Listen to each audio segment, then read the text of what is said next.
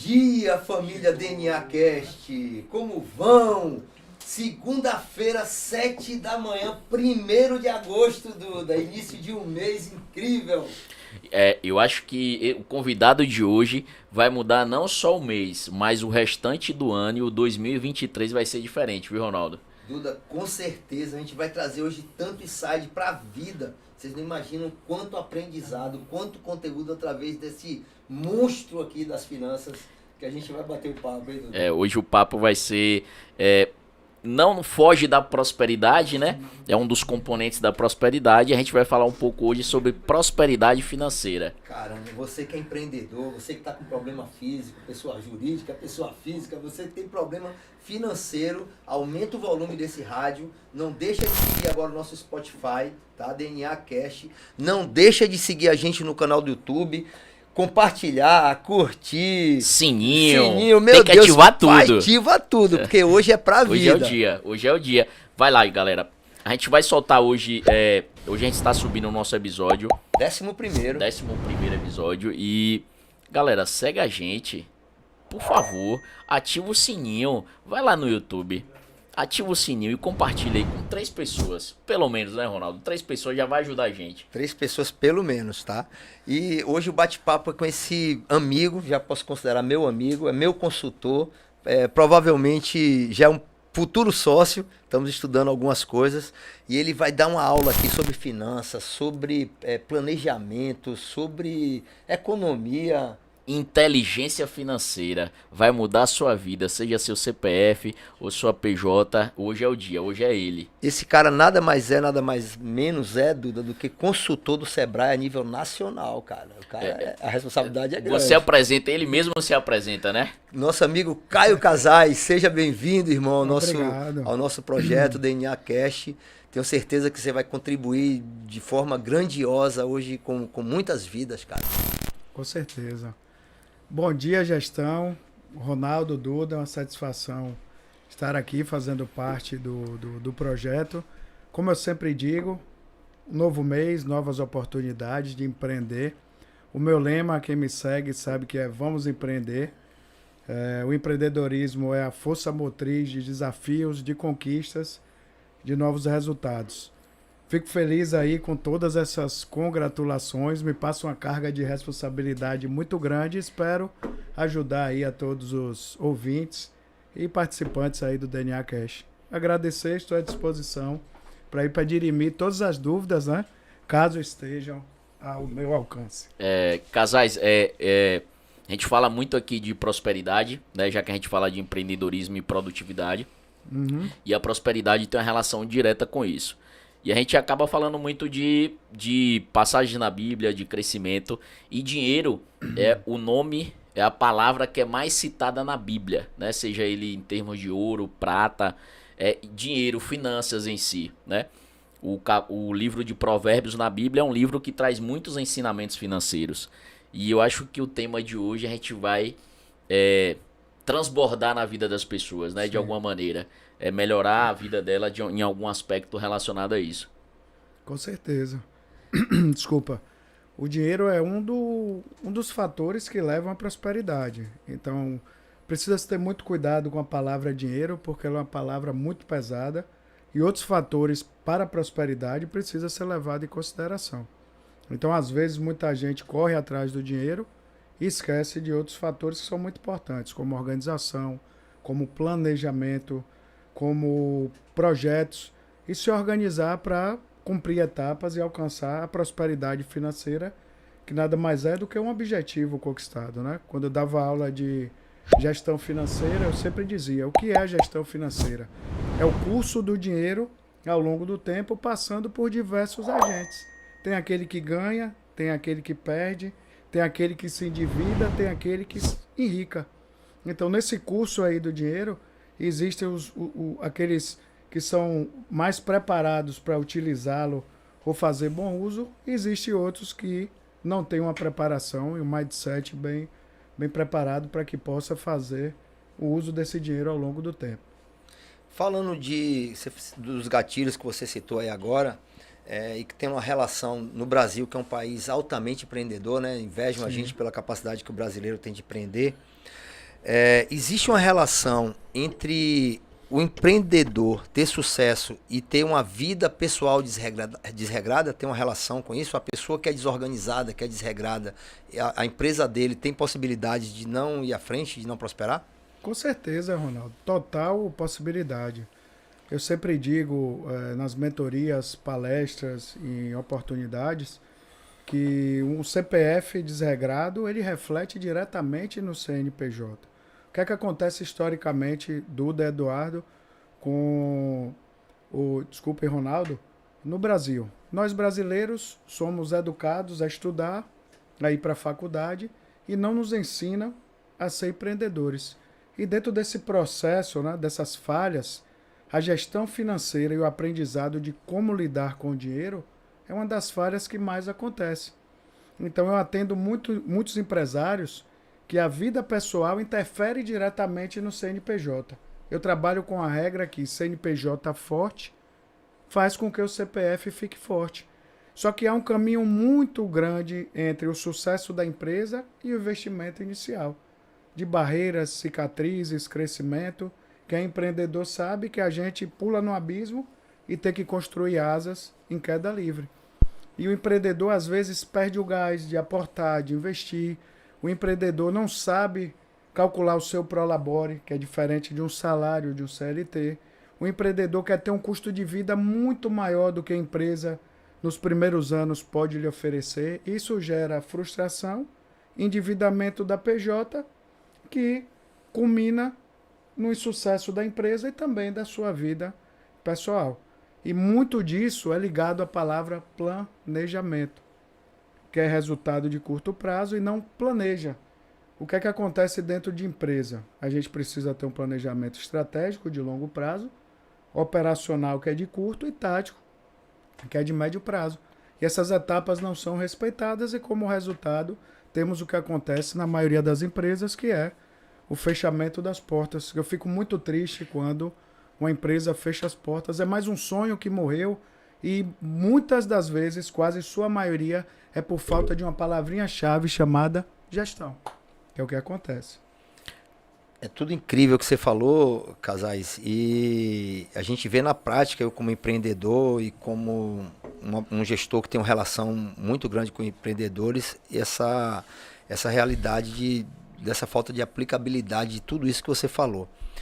Mas, de forma mais simples, a maioria das nossas pessoas que estão ouvindo hoje são pessoas físicas. A falar, mas eu estou ouvindo aqui, mas eu não tenho empresa, eu trabalho no comércio, eu sou um funcionário público. E para mim tá bacana, porque eu recebo o meu prolabore ali no final do mês e tá tudo ok. Mas essa pessoa física, ela também precisa da organização de uma inteligência emocional e financeira para poder prosperar. Isso, exatamente. Ela precisa muito mais do que o empreendedor. Aí surge uma interrogação, por quê, Caio? Porque como se tem uma renda fixa e que a maioria recebe salário, e o empreendedor é diferente, ele às vezes não ganha nada, no outro mês ele pode ganhar 4, 5, 10 vezes, se fechar um negócio. E quem apenas depende de uma renda fixa, a probabilidade de poder ter novos compromissos, ou se tomar algumas decisões erradas, como é o parcelamento, que o cartão de crédito é uma arma letal na mão de quem não sabe usar, e que começa de parcela em parcela e chega um momento que o valor do qual esse funcionário recebe, só de parcelas, mais o seu custo de manutenção e sobrevivência acaba ficando maior. Surge o endividamento a partir daí. E após o endividamento, vem uma fase pior ainda, que dentro da economia emocional há um conceito muito importante, que nos momentos que estamos endividados ou com problemas financeiros, são os momentos que tomamos as piores decisões. E aí é a hora de que quem sabe mexer com dinheiro, pegar esse período de fragilidade, esse momento de fragilidade, e terminar de endividar quem já está endividado. Porque, observe, você já está devendo, você procura uma instituição financeira ou alguém para poder quitar parte do endividamento causado por falta de educação financeira e falta de planejamento, e acaba pagando juros sobre juros em cima de operações que foram fruto da falta de gestão financeira. Educação financeira é a palavra ouvintes aí do DNA Cash. É bem legal essa questão, Casares. A gente está vivendo um período muito interessante sobre isso, né? A gente está vivendo um período inflacionário no Brasil que ele vem aumentando gradativamente. Sim. Logicamente por vários fatores, seja guerra, seja pandemia, pós-pandemia, vários fatores vêm influenciando isso. E aí a gente vai assistir um jornal, assistir alguma pessoa falando, a culpa é do tomate, a culpa é da carne esse mês, a culpa desse mês é do leite. Geralmente o governo nunca coloca culpa especificamente no próprio governo que está emitindo o dinheiro. Sim. E especificamente tentam colocar a culpa ou no empresário ou especificamente em algum alimento ou alguma questão que está relacionada a isso. Você poderia abordar um pouco para a gente o que é que significa essa inflação, por que a inflação aumenta, como é que isso reflete para a gente, quais são os fatores que isso pode contribuir negativamente? Sim, claro, com certeza. A economia, ela é muito clara, né? Ela vive de oferta e demanda. Quando há muita demanda e baixa oferta, o que é que acontece? Sobe os preços.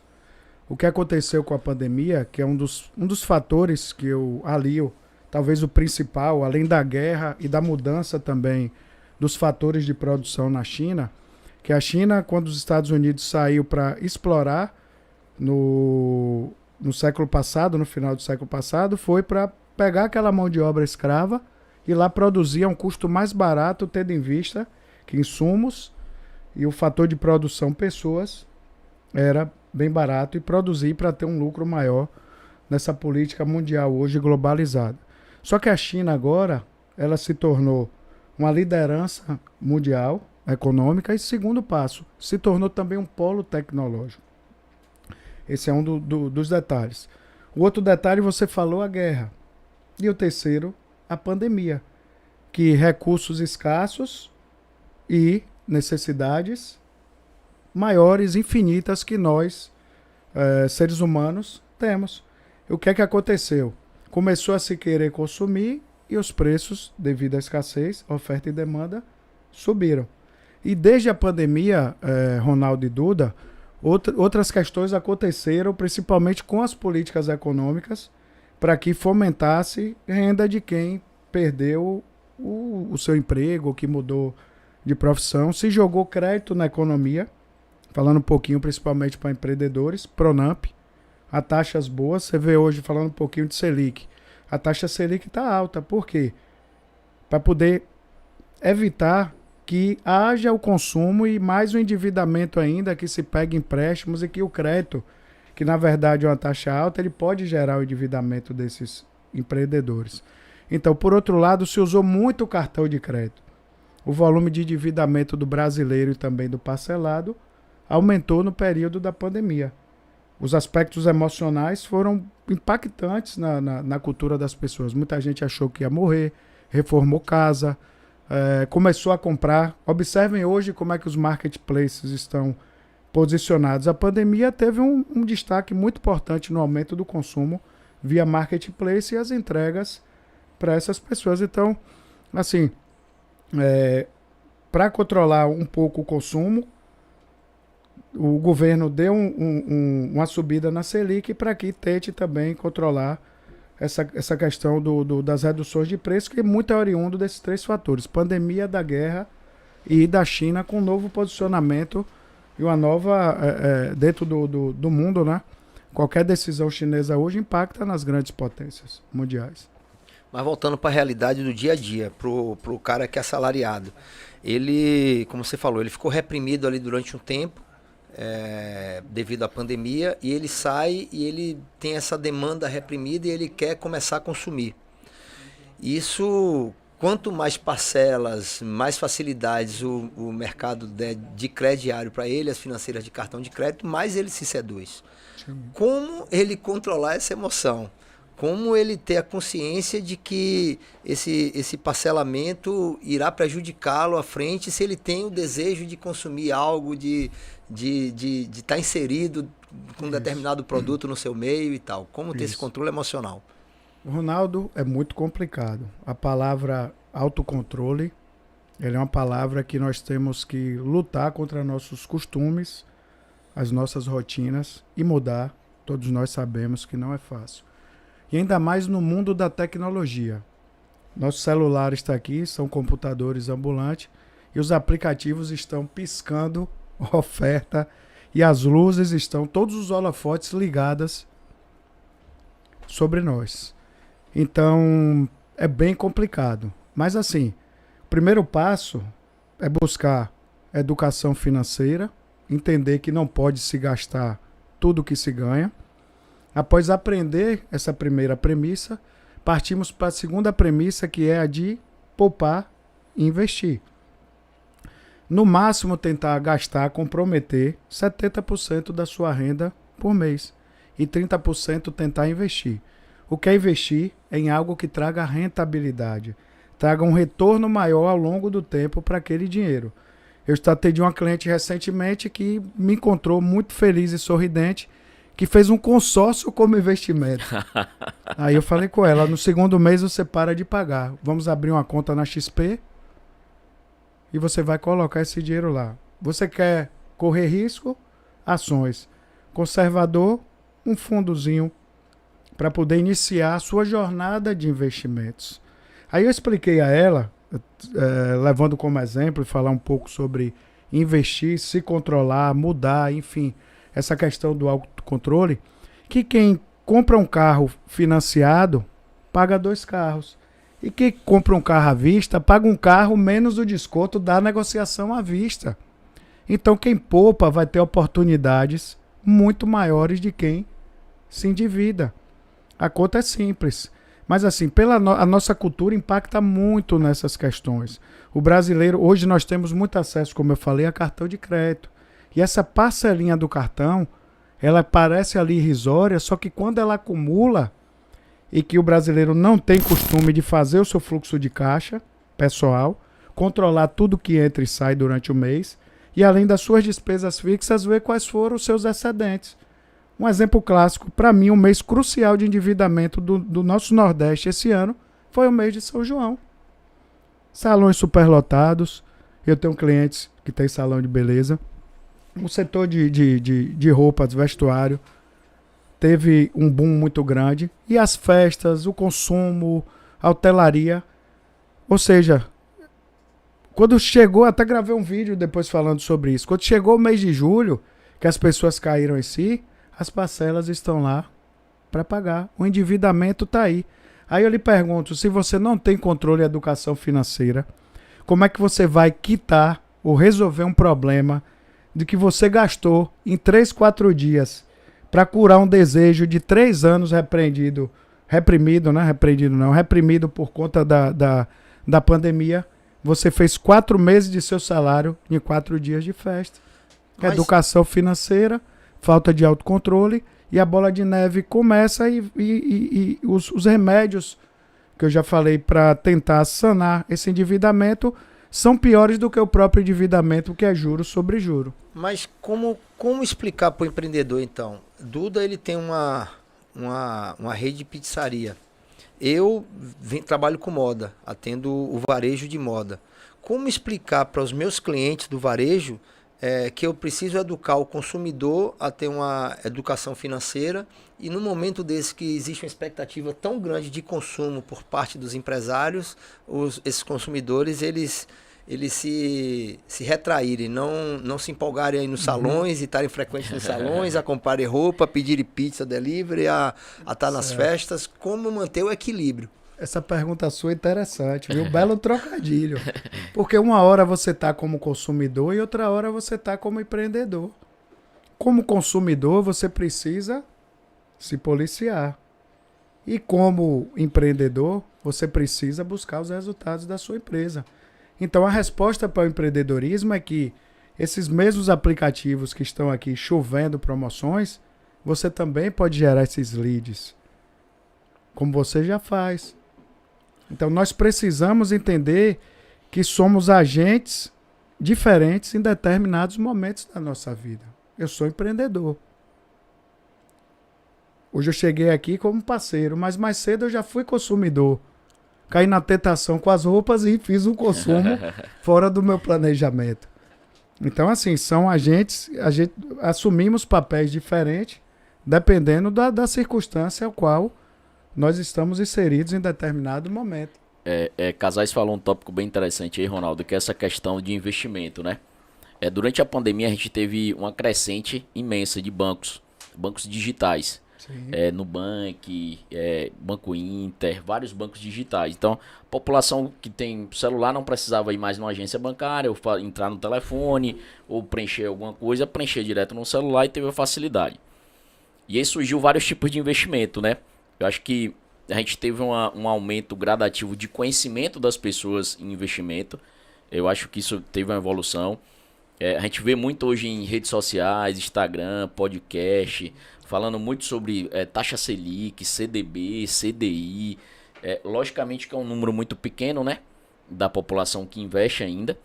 Mas se você fosse dar uma dica, caso a gente tem muitas pessoas aqui que às vezes sobra um dinheirinho ali e a gente tem muitas opções, né? Taxa Selic, CDB, CDI, qual banco colocar, qual seria melhor? Teria alguma dica assim para esse primeiro investimento? Você quer uma dica pessoal minha? Eu procuro uma corretora de investimentos. Não dá para a gente saber tudo. Hoje em dia, com a informação, a gente vai para o Google, procura estudar um pouco, mas assim, toda profissão existem especialistas e profissionais focados, né, preparados para determinado segmento. Como é que eu faço? Caio, eu, empreendedor, tenho uma corretora de investimentos de um amigo aliado a XP Investimentos que toda vez que eu preciso ele faz um diagnóstico gratuito. Os corretores que trabalham com ele me atendem, PJ ou pessoa física, e aí me direcionam, dada a minha necessidade, para os investimentos corretos. D0, mesmo dia, D1, 1 ano, 2, 3. Tem produtos para todos os tipos hoje em dia. Mas vamos lá, Casai, um pouco mais específicos assim. Vamos lá, a pessoa tá com o celular aqui, aí tem Nubank, né, que é um banco que todo mundo tem acesso. O Banco Inter, que todo mundo tem acesso. E a gente viu ali que tem opções de investimento, CDB, CDI. Isso, né? são os que mais aparecem. Tem a Rico Investimento, que é uma corretora já de ações. E hoje a gente não paga corretagem, é uma das poucas, junto com outras aí. A gente não tá ganhando dinheiro aqui, né, Ronaldo, pra falar isso. De forma nenhuma. Mas se você quiser patrocinar o DNA Cash, a gente vai A Rico é a corretora que não cobra corretagem, né? Eu falo isso porque eu invisto na Rico, eu invisto nessas questões, eu acabo utilizando muito a Rico. E, assim, qual seria a melhor opção ali? O CDB, taxa Selic, qual banco, qual colocaria? Eu acho que para quem tá iniciado, o próprio Nubank, o Banco Inter, o próprio dinheiro na conta já rende. Ah, legal. Para quem nunca investiu, tem medo, pasme. Eu fiz uma palestra numa turma de um curso da Universidade Estadual de Feira de Santana e que 80% da sala não sabia da existência da XP. Curso de quê? Medicina. Medicina. Coloquei até no meu Instagram.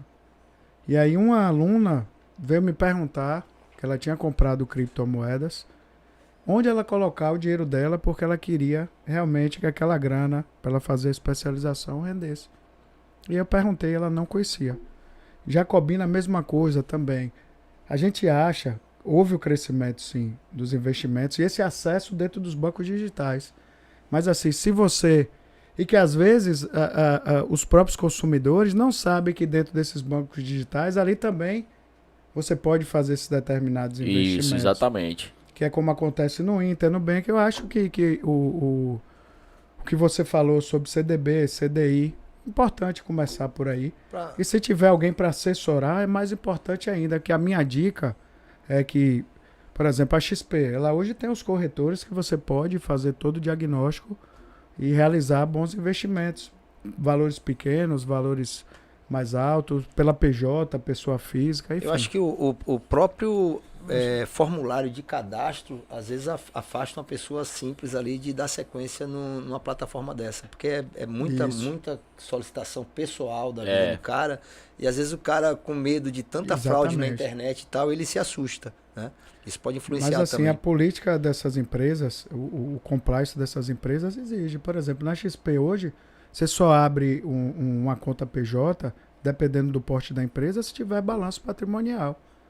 Visando dar o quê? Transparência e segurança das operações para um quadro societário.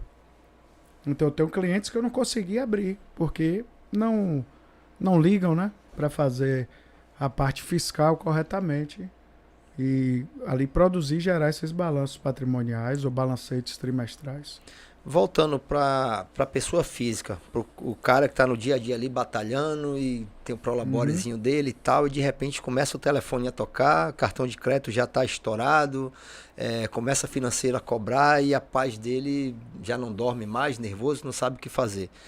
Tem alguma dica? Ele de por onde ele começar a pagar, ele precisa da subsistência dele, da família dele. Tem alguma dica para sair do pé começar da a se lama, né? organizar, para ele sair O Ronaldo tem. do fundo do poço?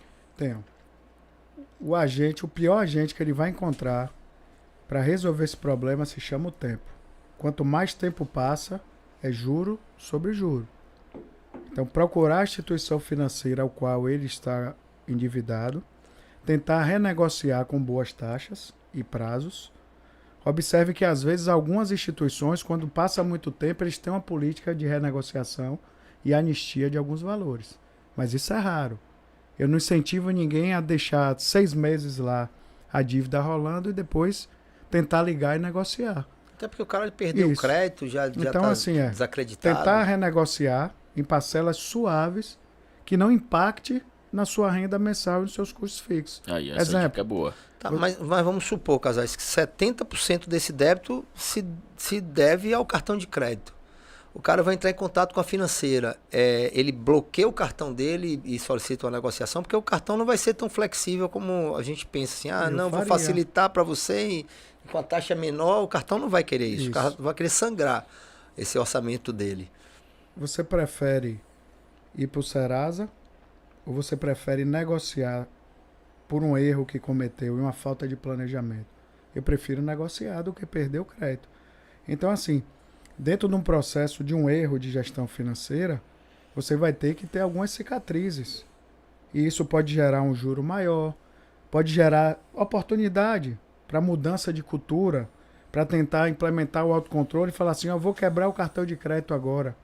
Só vou fazer o que eu posso. Porque qual é o nosso grande problema como ser humano? Nós ganhamos um salário mínimo. E eu tenho casos e mais casos de pessoas ligadas a mim. Eu tenho um rapaz que trabalhava indiretamente comigo, ganhava 2.000, subiu para 5.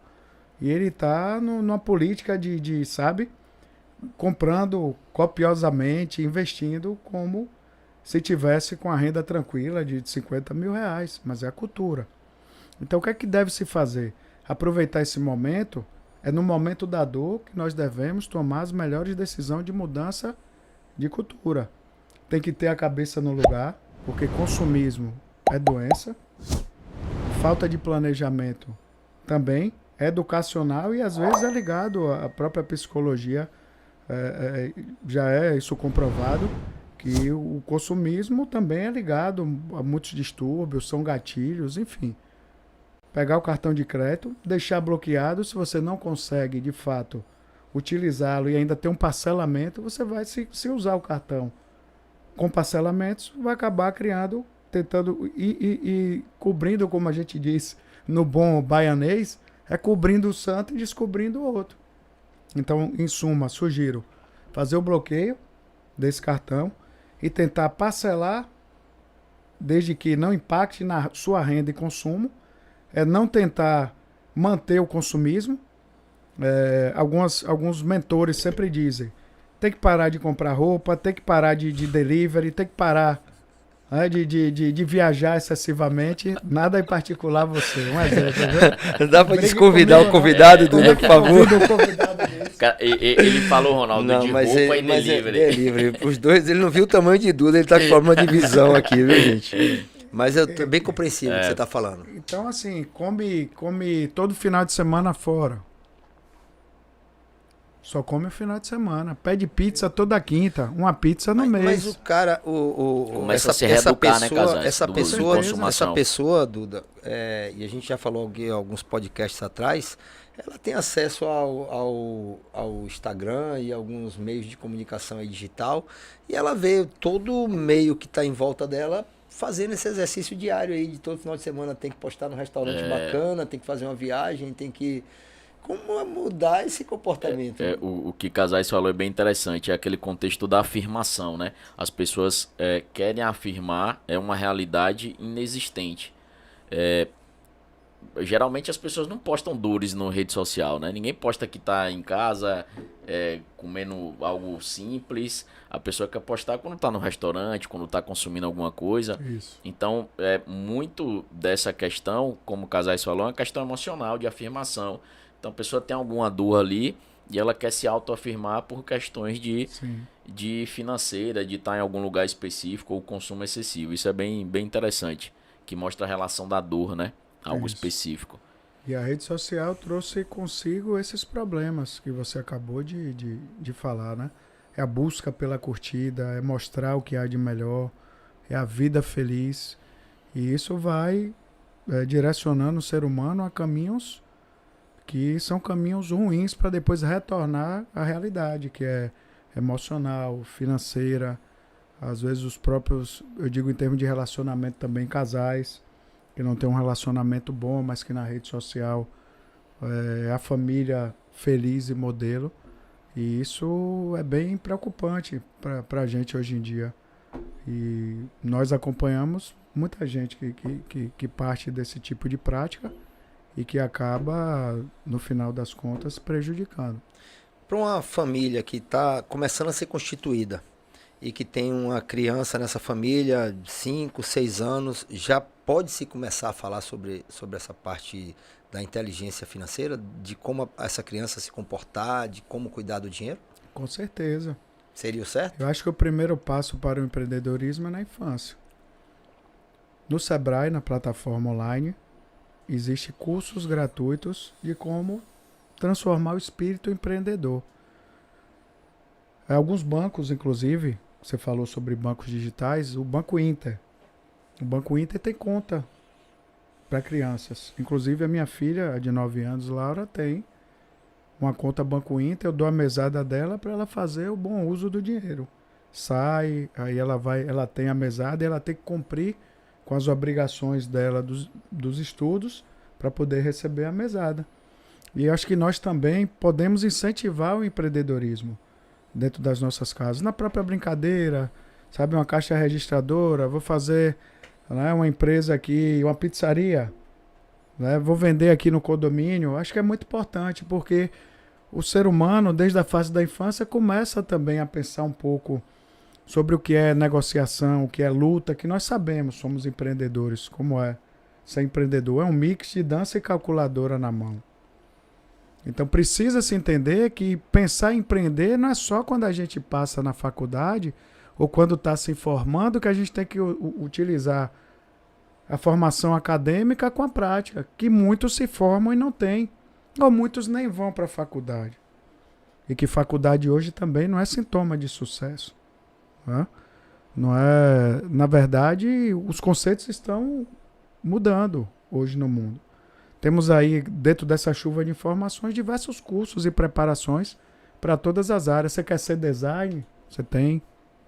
Você quer ser um pizzaiolo? Também. Quer ser um vendedor? Hoje a gente consegue tudo. E existem mentores referência dentro aí do cenário da internet, das próprias redes sociais, e que vendem diversos cursos, né? Essa coisa desse gatilho que ele falou com a criança, de você criar estratégias e começar a educar eles, eu me veio aqui a cabeça e educando-se de forma bem errada. Quando o Neto era pequeno e a gente ia ao banco sacar o dinheiro e ele ia com a gente, eu deixava ele colocar o cartão ali e ele colocava o cartão, digitava a senha e o dinheiro saía. Ele, pai, bota que vai sair mais. Então, assim, para ele o dinheiro era aquela coisa que derramava de uma máquina, né? Bastava ter um cartãozinho mágico. Mas com o decorrer do tempo a gente ensinou outros gatilhos para ele e graças a Deus hoje ele é muito centrado em relação a essa vida econômica, né? essa inteligência financeira. As pessoas hoje, casais, elas veem o dinheiro assim, elas ganham dinheiro, gastam e se sobrar alguma coisa, investe. Né? Quando sobra, né? Quando sobra, se sobrar, né? Geralmente gasta eu mais acho do que que você está sendo tem. muito positivo. Não, né? eu tô cenário falando positivo. a ordem das pessoas pensarem assim, recebe, gasta e se sobrar, eu invisto. Deveria ser uma ordem ao contrário, né, Casais? Isso, com certeza. Eu tenho outra pergunta. E se o cara se endividar para investir? Eu recebo meu salário, eu tô cheio de gastos, mas eu pego parte disso que eu teria que cobrir algum problema imediato, eu pego esse dinheiro e invisto. Aí não é investimento. Para não chamar de loucura, é uma tomada de decisões errada. Não é investimento. E se o cara. Porque isso É a mesma coisa você usar o limite do banco, que é 12%. Isso eu ia te falar agora, que eu já vi casos E aí desse. Duda chegar aqui, ô Ronaldo, eu tô precisando aqui de 5 mil. Aí você fala, rapaz, eu tenho aqui 3%. Aí você paga 12 aqui e pegou do limite. Outra situação que eu já vi, eu tô falando isso porque eu já vi pessoas falando a respeito disso. Outra situação que eu vi, o cara vai fazer um investimento que ele acredita que aquele retorno é substancial e rápido. Ele pega o cartão de crédito dele, faz aquela aplicação para esperar aquela aplicação sair para ele sacar para pagar o cartão de crédito. O que é que você tem que fazer? Eu lembrei de uma aluna minha, por isso eu fiz. Veio na hora, eu dando uma aula de gestão financeira, eu dei essa pausa porque veio aqui uma cena de 4 anos atrás. Ela falando, né, professor? Falando justamente sobre isso. O que é que ela fazia? Ela usava o cartão e próximo ao pagamento do cartão ela estava sem dinheiro. Aí o que é que ela fazia? Ela jogava no PicPay, ela parcelava no PicPay, fazia o dinheiro e pagava. Só que isso no começo, talvez no primeiro mês, pode dar um retorno. Ela consegue o dinheiro, vai abater, conseguir aí abater no saldo. Só que no médio prazo vira uma bola de neve. Porque você parcela, paga. E assim como as compras normais, esse tipo de conduta você acaba criando diversos parcelamentos. E não são de compras normais, por exemplo, desse copo. É compra de você está fazendo juro e parcela de juro sobre juro. Então a possibilidade de endividamento disso é muito grande. É assim, Caio, você 100% dos casos não é para fazer? Não. Você tem ali um caso de vida ou morte, um caso de saúde, você tem um compromisso que você não pode, vai lhe prejudicar, por exemplo, e você tem que fazer uma operação, me perguntar, faça. Agora isso virar uma rotina, um lifestyle de gestão financeira é altamente assim, perigoso para a saúde financeira pessoal e empresarial também. E eu conheço muita gente que faz isso. Você passa na rua hoje, o que é que acontece? Vai num centro de cidade. São as vendedoras com os panfletos na mão lhe oferecendo o parcelamento no cartão de crédito. Empréstimo. Ou seja, é um tipo de empréstimo que é bom para quem empresta. Porque esse pessoal trabalha a maioria com antecipação, pegou 10 mil, passou 12. E no outro dia cai na conta do empreendedor e você sai ali com o dinheiro na hora. Então, não é uma prática legal, mas é feita em diversos lugares. Aqui em Salvador, lá em Feira de Santana.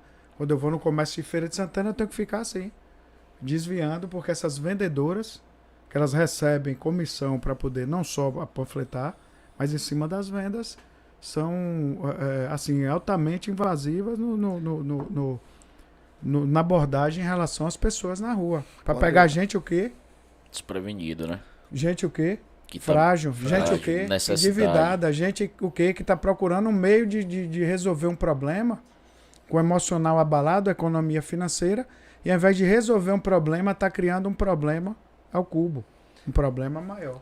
Casais falando sobre isso aqui agora, veio um gatilho numa época de vacas magras que eu vivi com a família, nós quebramos e tal, e foi uma época muito complexa.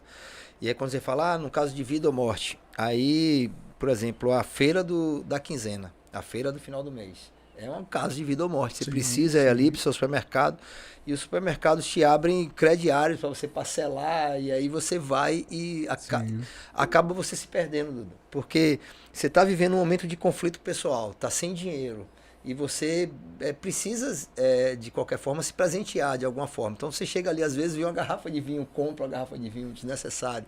Então, mas para você mudar esses hábitos, mudar esse pensamento na fraqueza, no momento que você tá passando por dificuldade, é muito complexo também. E você acaba fazendo até mais, às vezes, sabia, Ronaldo? Porque como você está fraco, você tem que buscar o quê? Um refúgio. E o refúgio, às vezes, é cometendo um erro pior, ao invés de a questão da economia emocional.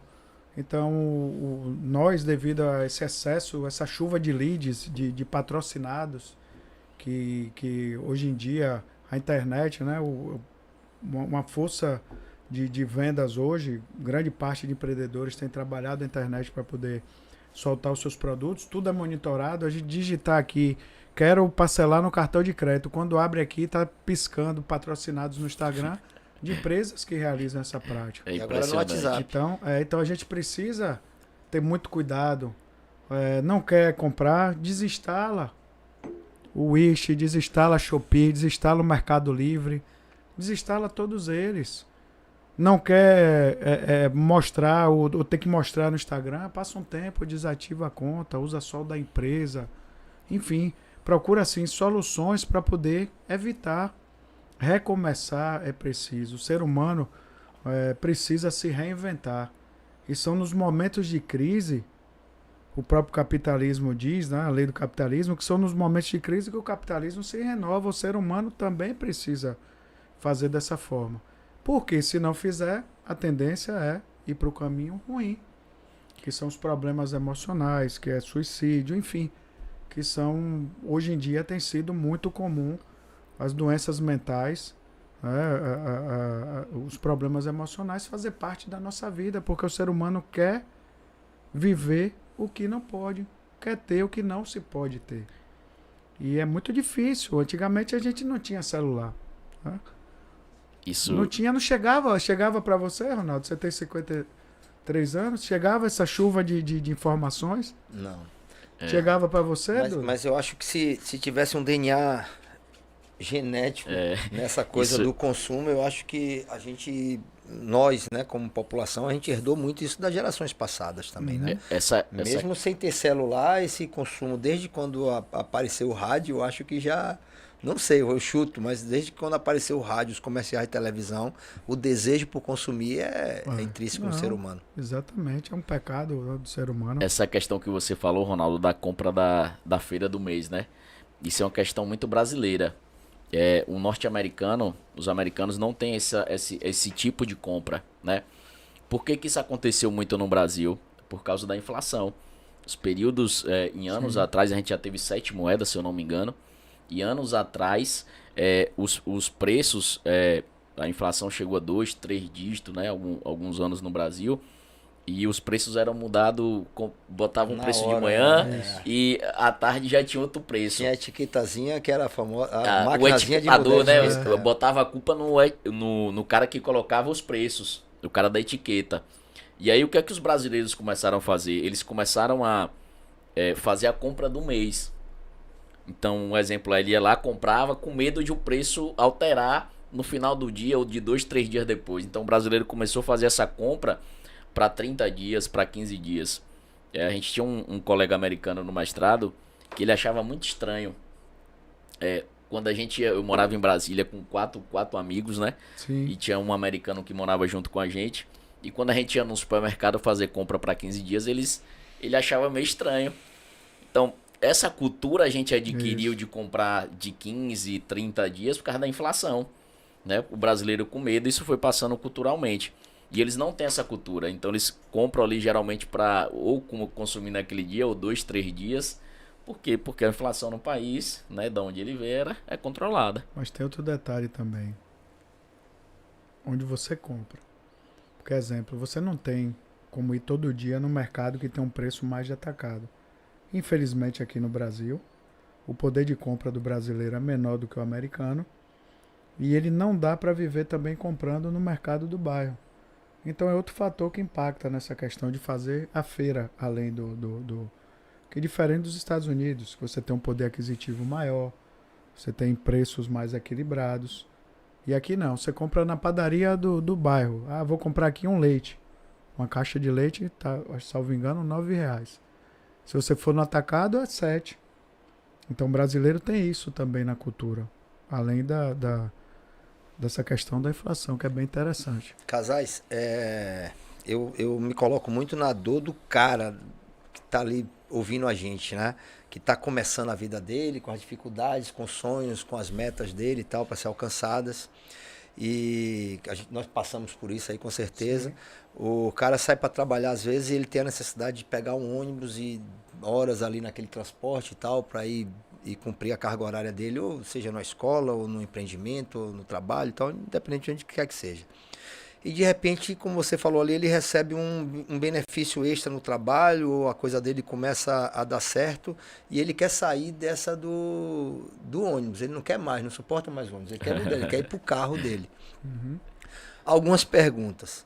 A gente sabe que ele vai pro carro, se ele for financiar o carro, ele vai ter um custo que vai impactar no orçamento.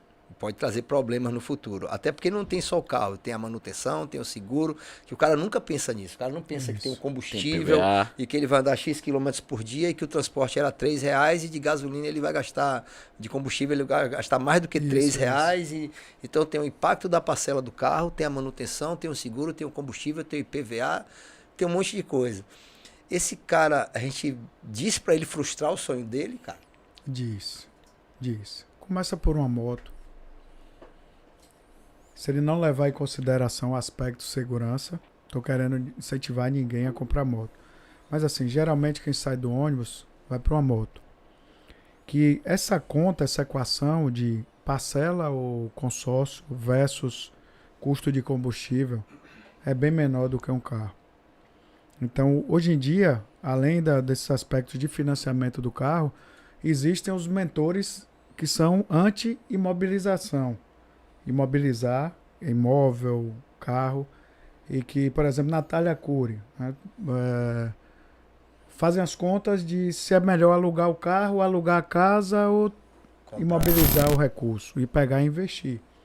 Então, além dessa conta do endividamento, você precisa ver também essa questão da imobilização, que essa conta tem que ser feita, que é o desgaste, a manutenção, é o seguro, é o combustível. Será que eu locando? Virou tão moda que antigamente você conseguia carro aí por R$1.500 aí na Movida, na Localiza, e hoje em dia o carro que era R$1.500 está custando R$2.300, R$2.500. Porque muita gente partiu para essa vertente da locação. E assim, eu não dou essa sugestão de eu agora vou ter o carro para poder eu sair do ônibus. Ou seja, você está criando um problema maior do que você pegar o ônibus, que é se endividar. Como é que se compra um carro? Com planejamento. Ter cuidado com o que eu falei. Juntar para tentar comprar à vista. Muitas vezes é impossível. Eu não quero aqui falar de utopia, porque nós sabemos a nossa realidade como brasileiros. Mas tentar tomar a melhor decisão. Pode comprar à vista? Começa com carro mais barato. Ou vai financiar? Pretende quitar antes do tempo? Financia.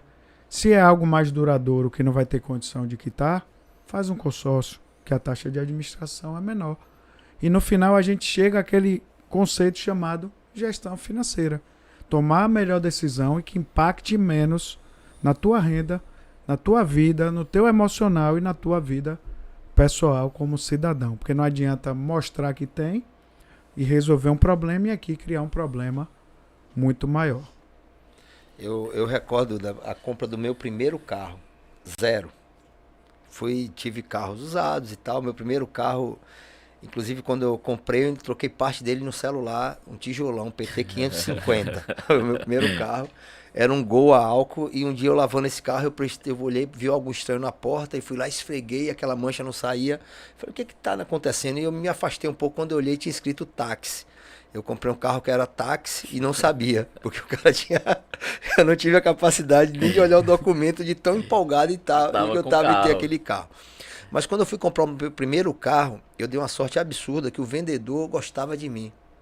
Foi no sábado e ele aprovou o crédito para comprar esse primeiro carro, só que o carro que tinha disponível era verde abacate. E eu falei, eu quero ele. Aí o cara falou, não, você não quer. Eu falei, não, eu quero esse carro. Eu vou levar o carro agora. Aprovou o meu crédito, eu vou levar no sábado. Que eu já queria curtir o final de semana com aquele carro verde abacate. Verde abacate. Aí ele abençoado, chegou pra mim e falou, irmão, segura um pouquinho, porque a gente vai precisar revisar o carro e tal. Eu só vou poder te entregar a segunda de tarde. Quando foi na segunda de tarde, ele falou, tem uma opção no prata. Você não quer o prata, não? Então, assim, eu sei o desejo no momento que você tá difícil e você começa a ver uma possibilidade de melhora, somente o cara que é empreendedor, que ele acredita que ele tem a visão além do alcance, né? Vamos dizer assim, ele consegue enxergar o que está à frente, porque ele exercita a fé. Então, se ele viu a fé, ele viu que vai ter vendas, que vai ter sucesso, e que aquela parcela, se ele fizer a parcela, ele vai trabalhar mais e que ele vai conseguir mais. Só que é tudo incógnita, existem todos os processos no meio do caminho. Então, essa dor de você chegar pro cara e falar, não compra o carro, é tremenda, cara. Porque eu sei que eu já vivi isso no meu passado. Não, e essa tomada de decisões que aconteceu contigo acontece muito. O cara tá no desejo, tem uma viagem, eu quero curtir. Ele vai se endividar, ele toma aquela decisão. Eu tô te falando porque eu não vou citar, mas uma pessoa muito próxima a mim aconteceu a mesma coisa. E depois ele chegou para mim e falou, Casais, rapaz, se eu segurasse mais uns 3, 4 dias, eu ia ter aí uma redução de parcela de R$300, por exemplo. Mas ele queria viajar, queria ir para a Linha Verde. Depois eu vou até mostrar esse momento aqui do episódio para ele e ver que o cara é gestor, é financeiro, é FGV, sabe? E é o homem que faz a conta no lápis. Só que a gente sorriu junto da situação porque ele foi vencido pelo desejo. O desejo falou mais do que a técnica. E se ele não comprasse o carro, ele ia morrer, ele ia ficar frustrado. Ele pegou, comprou. Episódio com várias dicas, hein, Ronaldo? Caramba, velho. Você fala de economia, de inteligência financeira com um cara como esse aqui, é a mesa de roda, mesa além de das bar, histórias, né, que surgem da parte emocional. É bater papo. Galera, segue a gente lá no nosso DNA Cash, tá? Vai lá no nosso Instagram, vai lá no nosso YouTube, ativa o sininho, compartilha. Faz a gente chegar em mais pessoas, que com certeza alguma mensagem aqui do Casais vai mudar seu conceito de economizar, seu conceito sobre finanças. E no Spotify também, ativa o sininho, compartilha, Ronaldo, que eu acho que esse episódio vai mudar um pouco a concepção de vocês sobre vários aspectos econômicos. Eu já havia dito para você, porque eu conheço o Casais já há mais tempo, inclusive ele prestou uma consultoria lá na empresa e auxiliou o Ramon na evolução dele como profissional, né? Apesar de Ramon tá fazendo uma faculdade, ele já teve um know-how assim muito grande da empresa de consultoria de casais. Ele é o destaque das aulas. Quando chega lá os professores falam coisa, ele já está bem à frente, porque ele praticou isso. Então eu conheço a capacidade dele. E hoje não foi um podcast, um bate-papo, hoje foi uma aula. Hoje foi uma lição, Uma né? lição de inteligência emocional, de como você entender como deve se comportar no momento de dificuldades financeiras, né? Então, assim, não assista só, tem que compartilhar com o máximo de pessoas, porque você vai estar transmitindo mais bênçãos, né? Porque essa aula foi uma bênção hoje, mais bênção a outras pessoas, né? Casais, se você pudesse deixar uma mensagem final aí pra galera que acompanha o DNA Cash. Já tá a gente já tá batendo aqui mais além do prazo. Qual a mensagem que você deixaria aí relacionada a dinheiro, a economia, relacionada ao aspecto emocional que a gente falou muito aqui hoje? Para você do DNA Cash, quero deixar a seguinte mensagem. Tome cuidado com o consumismo, com a falta de planejamento. Não deixe o emocional sucumbir à tomada de decisão racional e procure sempre planejar suas decisões, buscando fazer a gestão financeira correta. Gestão financeira é o fluxo do dinheiro ao longo do tempo. Enquanto uns choram, outros vendem lenços. Isso aí, irmãozinho. Obrigadão. Casais, só agradecer É os ensinamentos de hoje aqui. Obrigado pelos elogios. Os ensinamentos, eu que aprendi peguei muito. vários insights aí com o Casais, Ronaldo, e com certeza eu vou aplicar no meu dia a dia. E a gente, com toda certeza, alguma coisa vai tocar durante a semana aí. Não tenho dúvida, não tenho dúvida. Casais, compartilha com todo mundo que tá ouvindo aí suas redes digitais, como te encontra. Quem quer começar uma consultoria na parte empreendedora, se o cara também é pessoa física, quiser aprender um pouco mais e tal, como é que funciona? Bacana, com certeza. Eu tenho essa marca, Caio Casais Consultor Empresarial. É uma marca que eu utilizo para ajudar pessoas gratuitamente e tem umas empresas de consultoria também. A Inovale Consultoria, queria mandar um abraço para minha sócia, Edilânia, que ela é especialista em gestão financeira, inclusive quem atendeu Ramon foi Edilânia. Então a gente hoje faz BPO financeiro, terceirização, fazemos o financeiro das empresas. Além disso, fazemos melhoria da vida pessoal, de gestão financeira e também empresarial. Porque, como eu falei, CNPJ forte, CPF forte. Ajudamos o empreendedor a que ele se modele na parte de gestão financeira para que possa gerir as suas empresas também. E fora a Inovale, eu tenho a Casais Consultoria, que é uma empresa com vertente mais na área de saúde. Eu atendo hoje muitas clínicas, laboratórios, médicos e as redes sociais, Caio Casais, @Caio Casais, Instagram, Facebook, @Inovale Consultoria, Gestão Financeira e @Casais Consultoria. Obrigado aí. Como eu sempre digo, bom dia, gestão. Vamos empreender. Queria deixar um abraço também, Dudu. Hoje é aniversário de meu irmão. Pô. De meu irmão Bal, Ângelo Mário, figuraça, não figuraça podia esquecer, viu? folclórica aí de Feira de Santana. Aquele abraço, irmão. Que seu dia seja abençoado, que sua vida seja muito abençoada. Pronto, perfeito. Encerramos aqui. Até o próximo. Próximo o episódio. próximo. Se liga aí, toda segunda-feira, às 7 horas da manhã, trazendo informações relevantes pra vocês, Pessoal, hein? marca aí como favorito, dá nota pra esse episódio, porque o Spotify vai te avisar toda semana quando a gente voltar ao ar, tá? Um abração, uma semana incrível pra vocês.